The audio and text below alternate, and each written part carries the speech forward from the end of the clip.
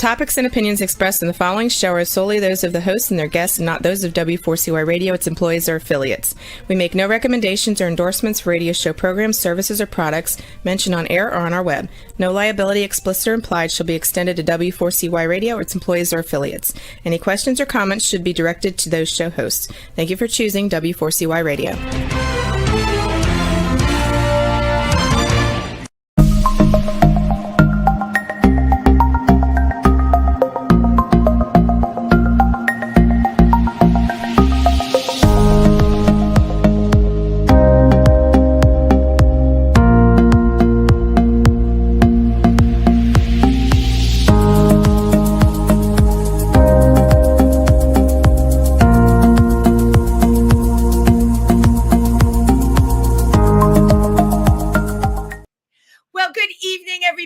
Welcome to Triversity Talk. I'm your host with the most, or hostess with the mostest, however you want to play it. Wendy Stewart, I'm happy to be here with you tonight. I hope everyone's having a good week. Wednesdays for me are, I have to be honest, I'll lay my cards on the table. And not my tarot cards. Wednesdays are always a challenge. I do another show in the afternoon, If These Walls Could Talk, and then I run home to do Triversity Talk. Of course, everything I do has the word talk in it, doesn't it? Because I can't stop talking. No, because I think talking is what people need to do more of, right? We've turned into a world of texting and posting and all of that. And I actually call people on the telephone. If anyone's watching who I've called, you know that that is the truth. I do make the time to call people on the telephone because for me, it is all about connecting.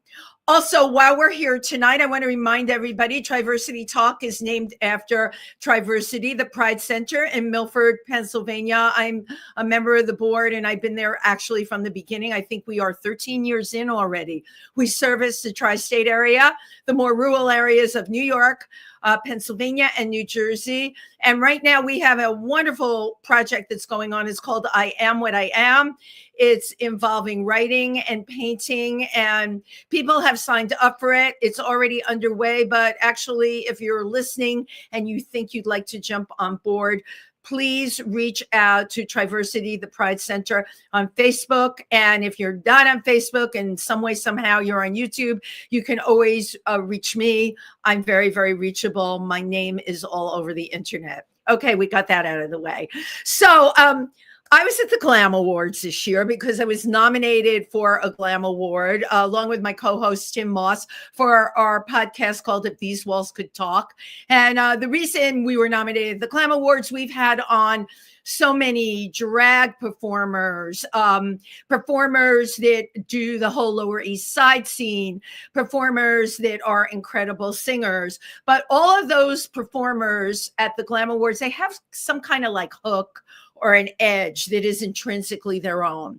So this amazing person, I'm like, who is that person? I've never seen them before, wearing these enormous, they're called camel pants. I didn't know what to call them. All I can tell you is I'm calling them fabulous because they were.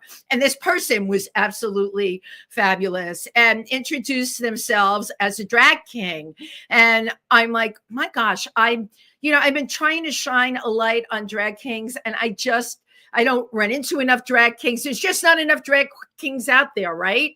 So I was very excited to not only see them work on stage that night, but then when I went through their Instagram videos, I was honestly completely blown away at the level of talent. I think we're onto a whole new thing here.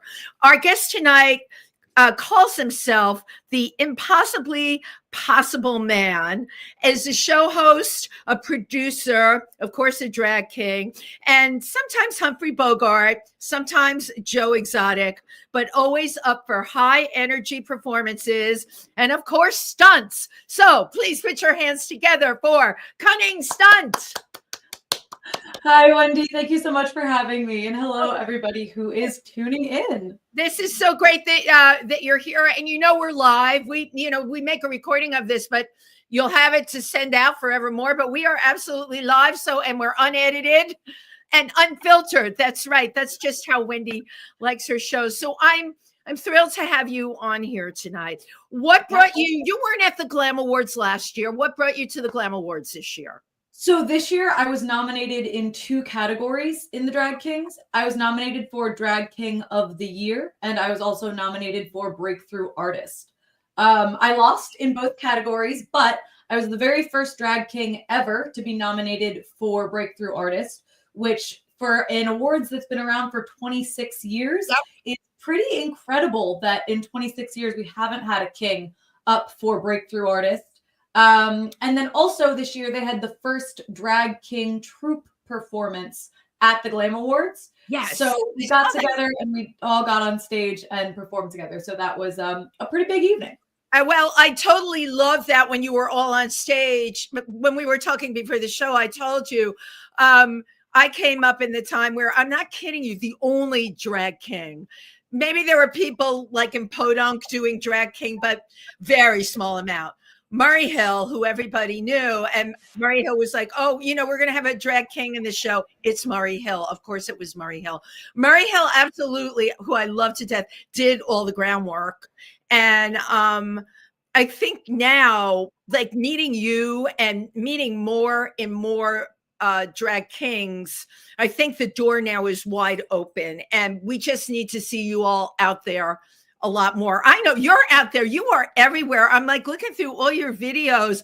You've done Icon, Club Coming, Lucky 13, where I've screened. I have a video that's screening there in March. So great. Yeah. We've our paths have crossed, although I've never met you, but you do so much, which was so impressive. How did you start?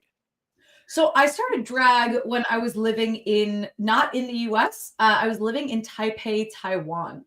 So my entry into drag was a little bit different. As a kid, I actually grew up in an area where there were a lot of drag queens. And so I have these very vivid memories as a kid of seeing these women that were taller than everyone else and sparklier than everyone else and more beautiful than everyone else. Oh my God, we're like separated at birth. All I can say to you is yes, yes, yes on all counts. And they just blew you away, right? Because they were bigger than life. Yes. And I thought, why isn't every adult like this? This is clearly what it should be like to be an adult. This looks awesome. Right. And so I started going to drag shows as a teenager. And then as I grew up, I started attending more and more shows. And my entry into drag was a little bit unique. I was living in Taiwan teaching English. Okay, yeah, I was going to ask that. It's because you throw that out there very casually. Not everybody gets to. I have a wonderful friend here, Pearl Love, who's in the Imperial Court. She's an amazing trans woman, and I helped mentor her to tell her story at the Generations Project. So I got firsthand from her what it was like being her in a place like Taiwan. I want to hear like how this happened for you. You're teaching English. Yeah, so I'm teaching. I moved to Taiwan to teach. I was right before the pandemic, and we had no idea what was about to happen. And I moved there 3 weeks before the borders closed. So the borders closed. I had a very stable job, and Taiwan and New Zealand were the only 2 places that were pretty stable throughout most of COVID.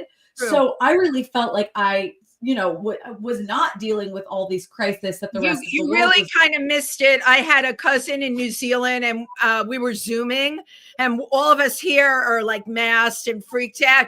And she's sitting there doing yoga on her deck. Like there was, she says, no, it's not bad here. I'm getting that from you as well. Yeah. People followed the rules. That's all I can tell you. Yeah. Yeah. I'm sure it was absolutely no fun, but I ended up going through a very different crisis during the same time as COVID, which is what led me to start doing drag. So in 2020, at the end of 2020, I went through a routine health checkup that was mandatory for work. And I was 25 years old, and I was diagnosed with cancer at 25, very unexpectedly. And I'd come out as non-binary when I was 19. So I'd already been using they, them pronouns. I was already out of the closet. But in the process of having cancer, I lost all of my hair.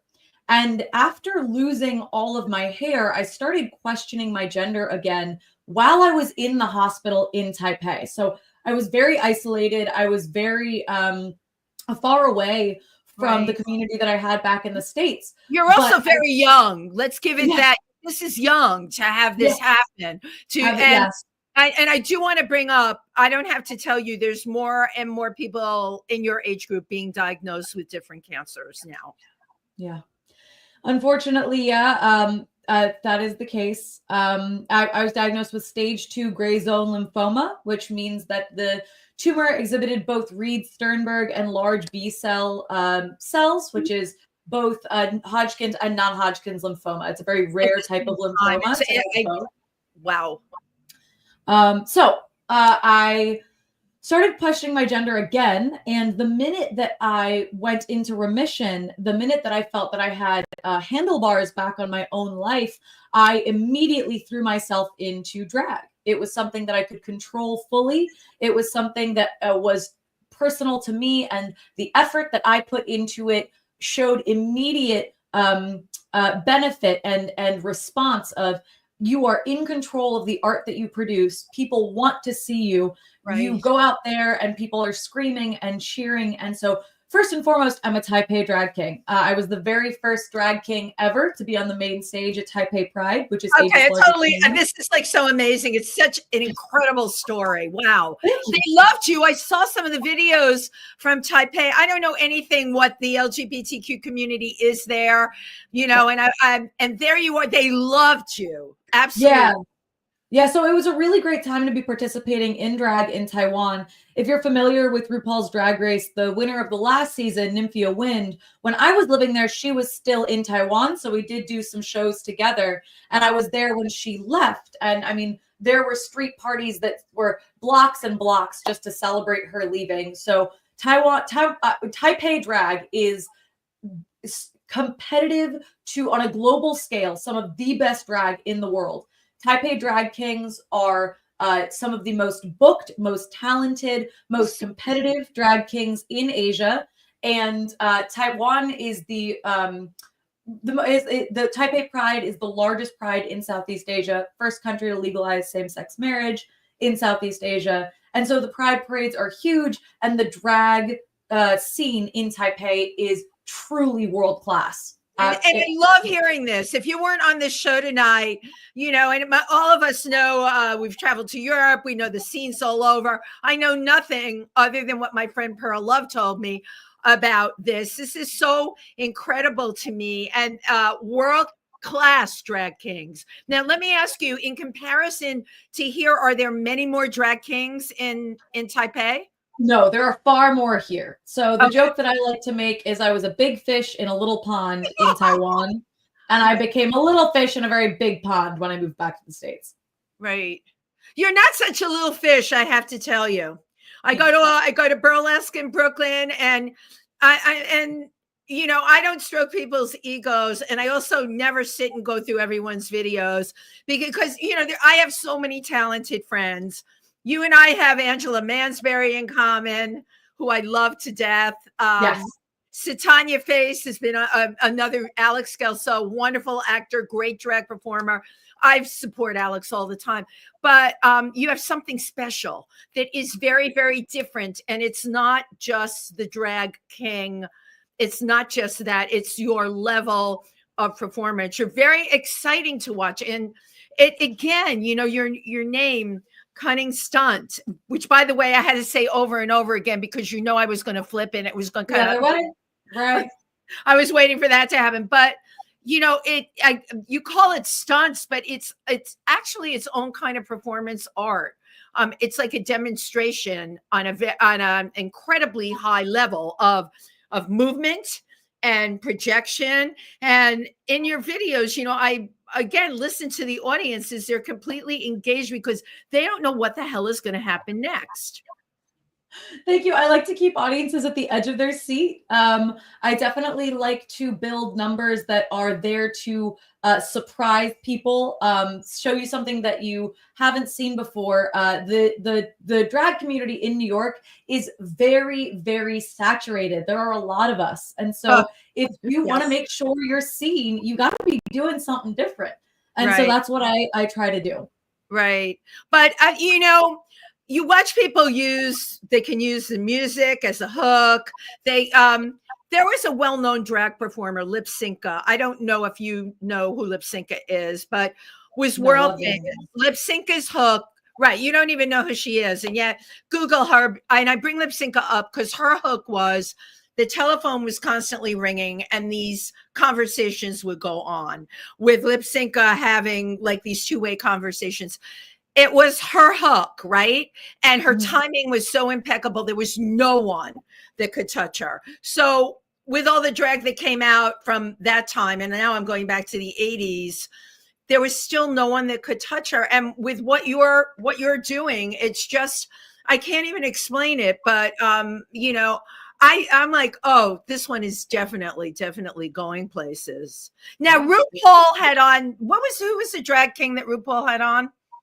So RuPaul does not allow drag kings to apply for Drag Race. You might be speaking of Victoria Stone, who does drag king looks, but is a drag queen who is in the UK. Right. So, and trying to pass. Right. A drag queen that's trying to pass. Oh my God. Well, her king stuff is good. Don't get me wrong. I'm sure it's great, but that was the closest that I knew of. So RuPaul like rejects drag kings. That makes not only rejects, but we are not allowed to apply for the show. Like not allowed to. Well, that makes absolutely no sense to me. So there you go. Because here's my projection. After seeing you perform, and I know what's going on in the scene, this is the next thing. And you're right. We are saturated with drag, but we're not saturated with drag kings. And we're certainly not saturated with drag kings that, like, drag king aside, you're an incredible performer. An amazing performer is an amazing performer. They can be a drag king or drag queen or whatever. It's someone that you watch on the stage that you can't take your eyes off of. And you're so completely outrageous. You do outrageous things. Thank you. Now, you maybe already know, because I know you're a big fan of Murray Hill, that he is starting the first Drag King reality competition. It has been cast for season 1, and I am not in it, which I can't say who is in it, but I can tell you I'm not in it. It has been cast for season 1, and it will be on Reverie. So for people who are looking for that, Drag Kings, one of my big things in my drag career is to fight for a platform for drag kings and things. So as I mentioned, I'm a show producer. So I produce Manhattan's only Drag King and Thing review, which is a once a month review that is at Club Coming. Right. And we've been going on for over a year now, which is really, really exciting. And it is really a fantastic opportunity to, what I like to try and do is have a mix of artists who I have headliners and they do 2 numbers. And then I have one person who's in a swing set. This person is someone who maybe doesn't perform as often or performs very often, but hasn't had that breakthrough moment yet. And then they come and they do just 1 number. Now, these shows are super fun. I can't recommend them enough. Our next one is going to be March 22nd, also at Club Coming. Okay, so how do I get to? I'm on everybody's alert list, and I have, since Daniel Nardicchio, when he went and bought Red Eye, he's a really good old friend of mine.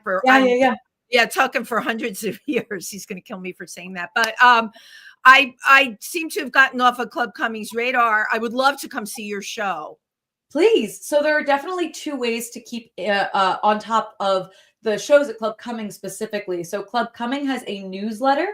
If you go to their website, you can subscribe to their newsletter. Also, I post all of my shows on my Instagram. I also run not 1, but 2 of New York City's only Drag King bingos. So every Monday night, you can find me doing bingo. One Monday will be at Club Cumming in Manhattan, and then the next will be at Lucky 13. You're at Lucky, and I go back and forth. And that's on Monday nights, right? Every Monday night. Now, the thing that gets confusing is, am I going to be in Brooklyn or am I going to be in Manhattan? And you really have to follow me to find out. This upcoming Monday is going to be in Club Coming. And so that's going to be our Manhattan week. Then the Monday after that is going to be back at Lucky 13. And this will be an open set show. So we will have 4 other drag kings that are going to be coming up and doing one number at the bingo, as well as doing bingo. Bingo is always such a blast. That would be my daughter lives 2 blocks away from Lucky 13. Oh, please come hang out. Please and now that I know that you're doing that, and we've had a couple of screenings there. You know about Video Dome. Mm-hmm. And that's oh God, what's their name again? The person who runs it, who I talk to all the time. Anyway, I've gone out for Video Dome. It's the R train to Union Street. Easy peasy. Easy peasy. Can't get easier than that. But yeah, please come hang out. The 10th and the 24th this month are both going to be open sets. And so these are going to be drag kings who, some of them have been doing drag for maybe a year, sometimes a little longer, and they're really trying to get their feet wet. And they're putting everything out there on the line. And one of my big recommendations for people who are just starting drag is to set a number of open sets that you want to perform and get as much content as you possibly can while you're performing at those open sets and put that onto your social media. And then that's going to show producers what you're capable of. Absolutely. And then you need to be going to the shows that you want to be booked at, so the producers see your face. They see your face, they find your social media, they see that you already have content up there, that you already have a following on there, and that's where you're going to start booking shows for sure. Absolutely. And I'm sure you tell them Instagram is wonderful for that. Oh yeah. It is key. So after every show that I do, whether it's an open set or my monthly show, which is called Throne, because a king sits on a what? Throne, right? I was going to Throne. So if either if it's at my open sets or at Throne, I always have artists come up and tell us where we can find them online, where we can tip them online, Venmo or whatever, if you don't have cash on you, and how we can support them in the future and where we can see them next. And I think if you are a show producer, if you are a show host, that is some of the basic things that you can do to support the people who are spending their time to come and be on your stage and share that stage with you. Oh yeah, absolutely. Are you now I know you have your own nights in these places. Do you do other people's shows like Chauncey's show at Stonewall, Chauncey Dandridge's show at I'm going to be at Stonewall for Nina Davina's show next month. So Muse Mondays.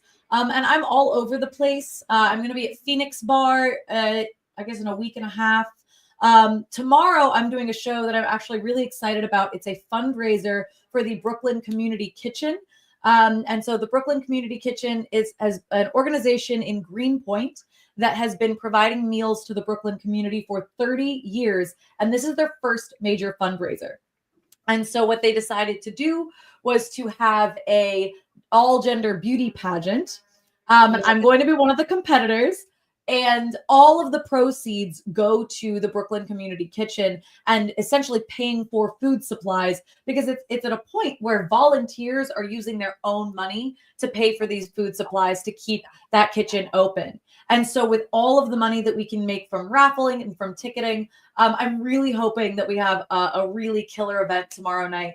So I'll be there on Thursday, and then this upcoming Saturday, I also do bar crawls or drag bar crawls. So we get groups together who are trying to get a little bit more into drag. Maybe they've never been to a drag show before.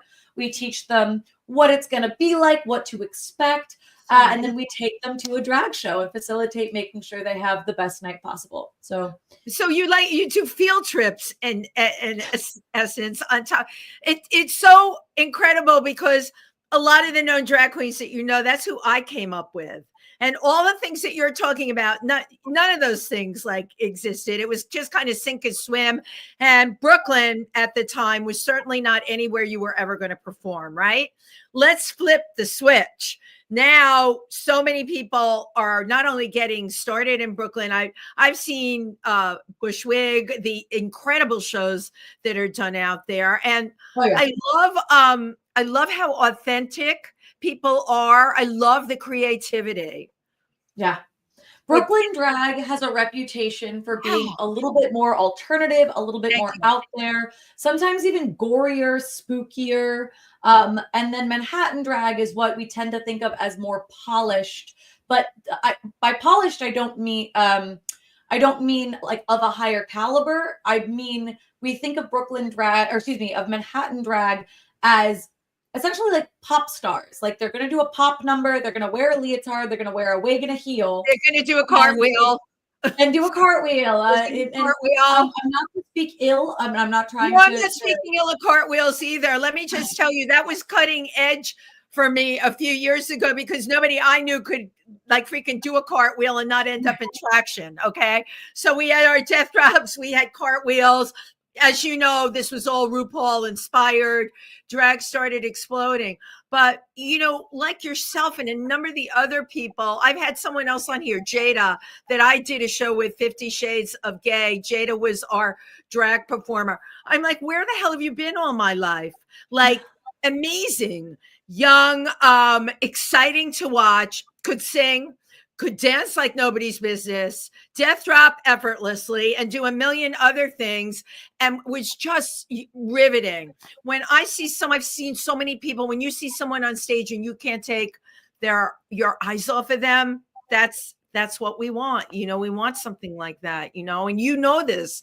I love, though, your inspiration and the fact that you not only want to help the drag queens and kings that are coming along, but you're doing so much give back. You are an activist. You know, a lot of people can be a drag king or a drag queen. They don't have to be an activist.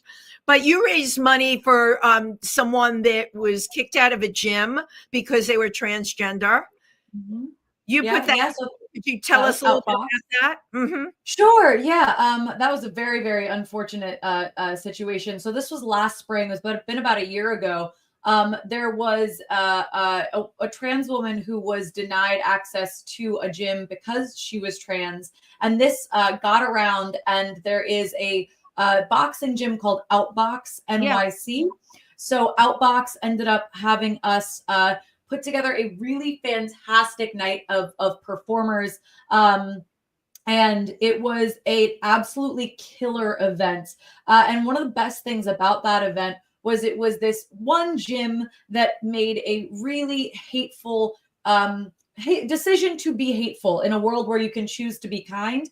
And on the flip side, the media coverage that came for the Outbox event, the people who were in support of this woman, the people who said that we are going to stand by you and that trans women can work out wherever they want to, was covered by the Washington Post, was covered by the Rolling Stone, was covered by all sorts of these news outlets, that obviously this really unfortunate gym was made to look small and puny and shown publicly that they made the wrong decision. Well, yeah. And I love what you said, because right now, I don't have to tell you, in the political environment, we're seeing one wrong decision after the next. And I got from you that you're a person that, you know, if the decision's wrong, you personally are going to try and do something about it.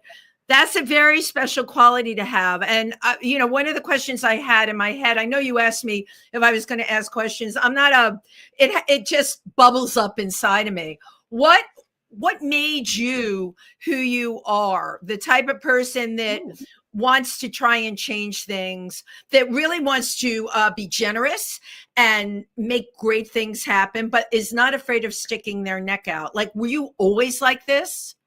So I think I grew up in a very unique environment in that way. So my father was a musician, and growing up, he was frequently asked to play guitar at protests. And so I remember my very first protest was a plumber union. So he was not affiliated with these movements. It was things that he believed in. He was there to you know, get people to sing along and be together. So there's a photo of me at a plumbers union protest at 5 years old with a big sign in my hand. And I remember just going to a lot of protests as a very young person with my dad, and really starting to think about what I felt was right and what I felt was wrong. And then by the time that I was in middle school and high school, I had a little bit more autonomy to participate in protests on my own. And I started doing that quite frequently. And then by the time I was in high school, I was first the vice president and then the president of the Gay Straight Alliance at my school. Yes, So we had a lot of opportunities to impact change in that way. So I really do think that it started at a very young age through music, through performance, and watching my dad go around and influence people through song and through sound that way, that your performance can be political and it can be impactful, and that it's a great way to feel like you're a part of something larger than yourself. And supportive. It's not only supportive for the event, it's supportive for the people that are involved in the event and the people that are watching the event. You know, and I figured it was going to be something like that because it's obvious you've been performing for forever. Did you, what did you study in college? Oh, so that's always a fun one. I double majored in political science and biology, and now I'm a drag king. So that went real well. You know what? Stranger things have happened. I lived in Nigeria and studied traditional religion, and I've now worked with tribes all over Africa. And I work in this industry as an entertainer. So, you know what? We all have many sides to us. Yes. And that biology, by the way, is going to pop up where you least expect it. That's all I can tell you. When people find out that, you know, I was working with gorillas and chimpanzees in Cameroon, they're like, what? We know you from the clubs. This is the thing. We all have different sides to us, right? And if you want to live your truth, you have to explore all of that. And it doesn't need to make sense to anyone. It's only got to make sense to you. The political science thing, I totally see in your activism. And the biology thing may pop up where we all least expect it. You just never know. You know, listen, we're all open books if we allow ourselves to be. I want to show your clip that I really loved. It spoke to me. So, okay, Juan, when you're ready. Thank you. Is that free speech? Are you infringing on that performer's free speech? They can continue to exercise their free speech, just not in front of a child. Why? Because the government does have a responsibility to protect. I'm sorry? The government does have a responsibility in certain instances to What's protect the children. leading cause of death amongst children in this country? And I'm going to give you a hint. It's not drag show readings to children. So what is it? I presume you're going to say it's firearms. No, I'm not going to say it like it's an opinion. That's what it is. It's firearms. More than cancer, more than car accidents. And what you're telling me is you don't mind infringing free speech to protect children from this amorphous thing that you think of. But when it comes to children that have died, you don't give a flying fuck to stop that, because that shall not be infringed. That is hypocrisy at its highest order. Wow. Wow. Yeah. So that was part of my talent portion for the Mr. Gay United States pageant nationals, which was this last November. Right. Yeah. And I thought that was recent. And I wanted to ask you about that. Gay United States, when did they start that pageant? Ooh, so Gus has been around, I want to say for about 30 years. I should know that off the top of my head. But Gus, it's been between 25 and 30 years. Gay United States is a national pageant system. And not all national pageant systems for drag artists have a masculine illusion or category that drag kings can enter. So the category that I competed in is called masculine illusion or male illusion. And so I presently am Mr. Gay United States NYC Masculine Illusion 2024. Category. So I have that title throughout the end of the year up until next year. And the Gay United States pageantry system has had some pretty high profile people who have gone through the pageantry system, like Ginger Minge, who is on Drag Race. She is a Gus alum. And so, yeah, it was national pageantry was not on my bingo card for 2024, but I come from a little bit of a pageantry background. My mother was very big into pageants, and I actually wore part of my evening wear outfit was sewn by my grandmother for my mother when she competed in Miss Pennsylvania. Wait, and I wore that for Gay United States. so that's I'm just loving hearing this because I had read that your mother helped with your costumes. I love your parents. I never met them. We're probably around the same age. You are so lucky to have such incredible parents. Now, your mother competed in Miss Pennsylvania. Where in Pennsylvania was she? So she was in State College, like just in Central PA. I know State College really well. I have a second place in Milford. Oh, And nice. Very cool. was named after Triversity is our LGBTQ center, right? That does New York, New Jersey, and Pennsylvania, the tri-state, right? So cool. of course I know where State College is. Huge drag scene in Pennsylvania. I know lots of amazingly talented drag queens that have come out of there, and some of them have come into New York, and some have just stayed there and they work in upstate New York. But I want to get back to the whole pageant thing that you brought it full circle in your family, probably in a way that nobody expected, right? Yeah, I mean, I think we were all a little bit surprised. I was reached out to by the 2023 Mr. Gay United States Masculine Illusion winner, so the winner of the national title. He said, I think you've got what it takes, and I'd like you to compete in this system. And I was so honored. I was so excited to have that opportunity. So I ran with it. And Absolutely. It was a very, very intense process. And I learned a lot about the difference between national pageantry and forwarding one's own drag career within the city that you live in. The performance styles are different. The expectations are different. That is true.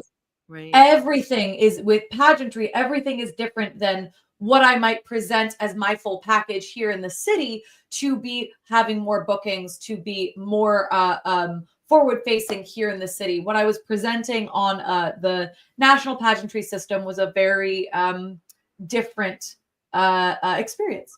Well, I'm going to want to dig further on that because I don't know anything about it. How did it differ from the way you would show your skill set here? So here in the city, as we've sort of talked about this evening, I am really into shock value. I want to wow people. I want to leave them feeling like it's something they've never seen before. For talent, specifically in this pageant system, there were a lot of rules. So if you have seen that number, I come out wearing a full-size circus tent, and I reveal my outfit. It's a big top number. I love. Yes, the big top number. And so I normally reveal helium balloons from under the skirt. Right before we go on, I find out balloons are a no-go. And then you'll see on stage in that little clip, there are 4 empty shot glasses. And normally I fill those up with different colors of Gatorade. And I take them really, really quickly. Not with alcohol, just with Gatorade. No, I got it. And then I look like I'm about to lose my lunch. And instead of losing my lunch, I pull out a rainbow flag because it's mixing all the colors in my stomach. And I totally know what you're doing. But I was told right before I went on stage, absolutely no liquid. So I'm up there. I have all of these things that I thought I was going to be able to use. I couldn't use. And then there were a lot of rules and standards that I wasn't used to. For example, I make a human bicycle in a lot of my numbers. Right. And I had 2 people who had been very helpful. I provided them with costumes, so they looked sleek. They looked like they were part of the number. And I was docked quite a lot of points by one judge because one of their cell phones was visible in their back pocket, making a dent in their back pocket.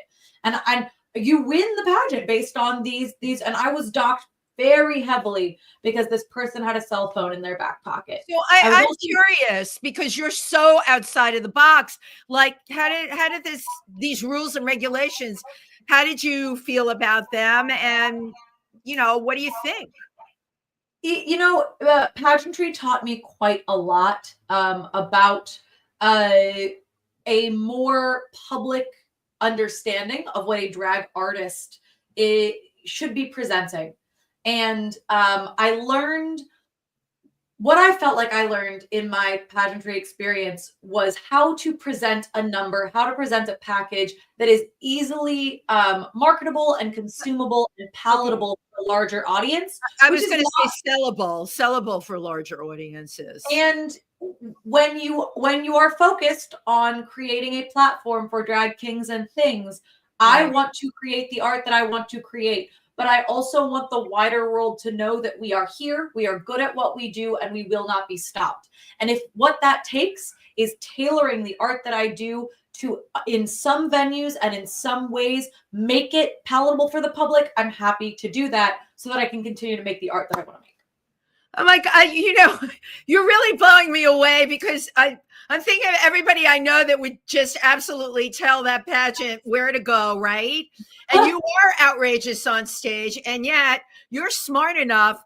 You're going to do very well because you have that business sense. Everything that you just told me is exactly correct. If you want to get drag kings accepted, if you want it as a viable platform, you're right. You have to say to yourself, who's my consumer?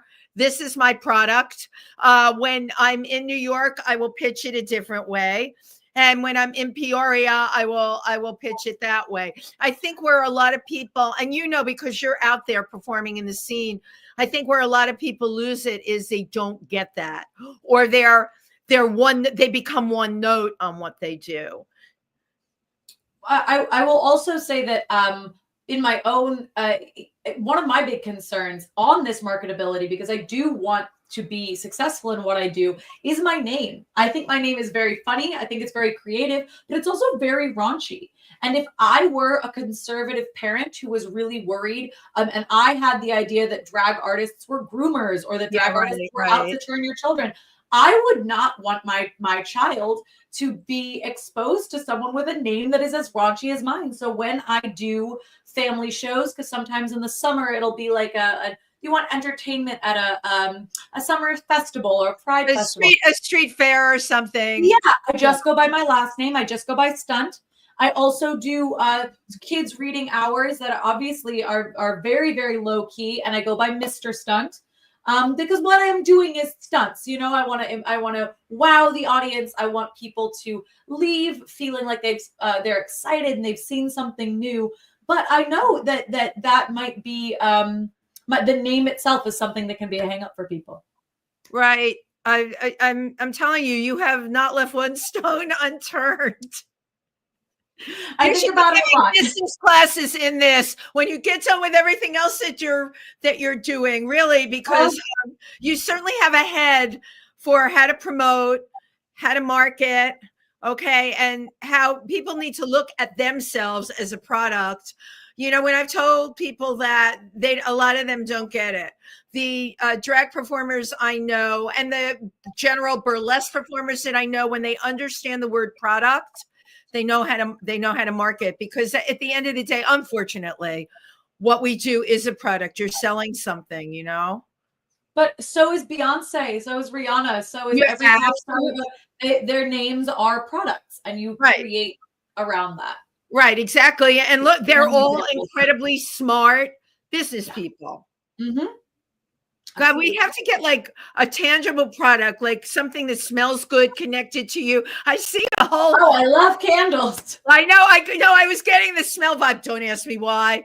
But yeah, candles are, things, tangible things that people can buy, connected with Cunning Stunt. I think, I think that's coming down the pike for you. So, your background to me is so interesting. You weren't afraid to go to Taiwan at all. It's a totally different, but embracing culture. I've worked in Asia. I wasn't to Taiwan. I've of course been to Hong Kong, which is so similar to here, and China. And why Taipei? Why not Thailand? So that was a very interesting time in my life. In 2019, I was backpacking. I knew that I needed to leave the US and I needed a change in my life. Wow. So I worked 3 jobs. I sold my car, and I did 20 countries in 5.5 months.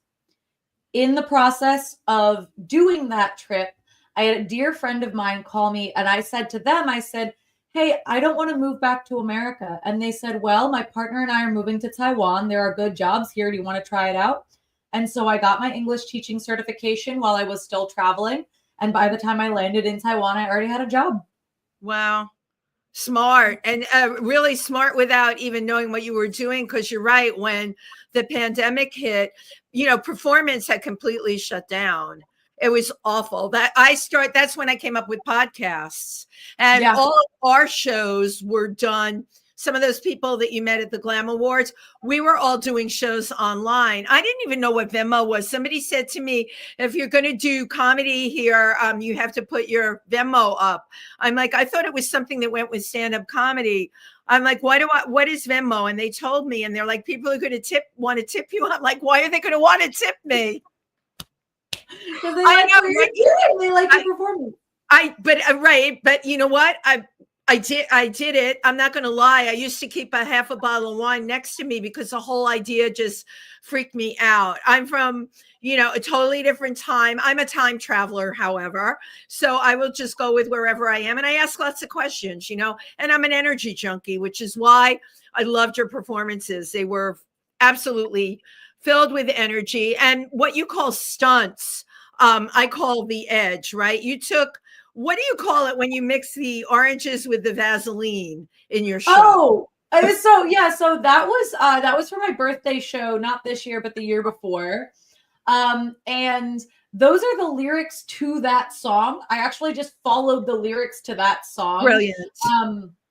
And I love that performance because you can't really see it in the video that's posted, but behind me, there is a montage of childhood pictures of me. So I was on stage truly crying, covering myself in the Vaseline and the oranges, because this was a song that was very moving to me when I was sort of coming of age and starting to go down this path of being, I would say, truly countercultural in a way. I didn't want to do what my peers were doing, and I was really adamant that I wasn't going to. And so this song's by the Flaming Lips. It's called She Don't Use Jelly. I know the song. Yeah. Yeah.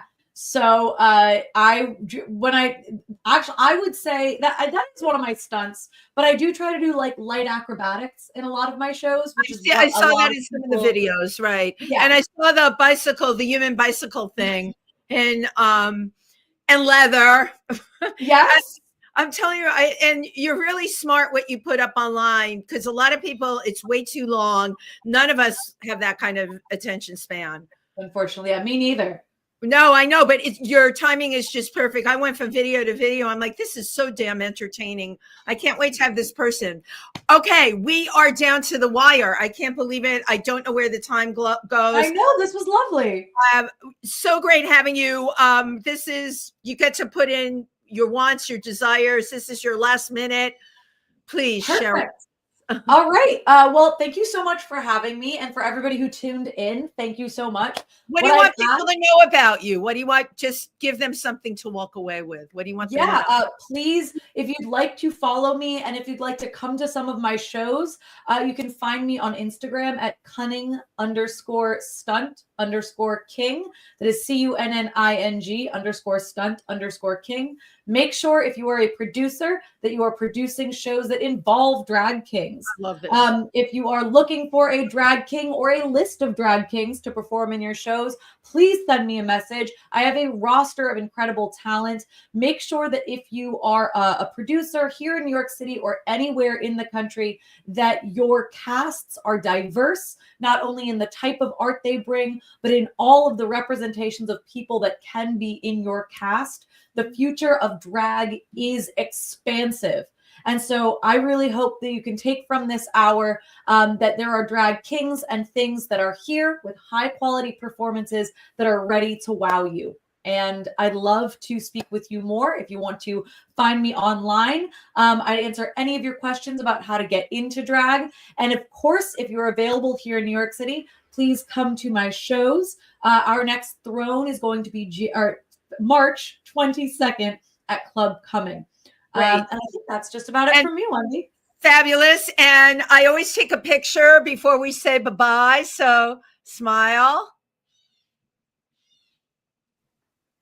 Cool. Thank you so much. Thank you, Wendy. If you want to talk after, because I know you had a question for me, just after the broadcast ends, just hang out, okay? Yeah. Fabulous. Thank you Thanks so much for having me. everyone who tuned in. Have a great rest of week, and we'll be back next Wednesday. Bye-bye.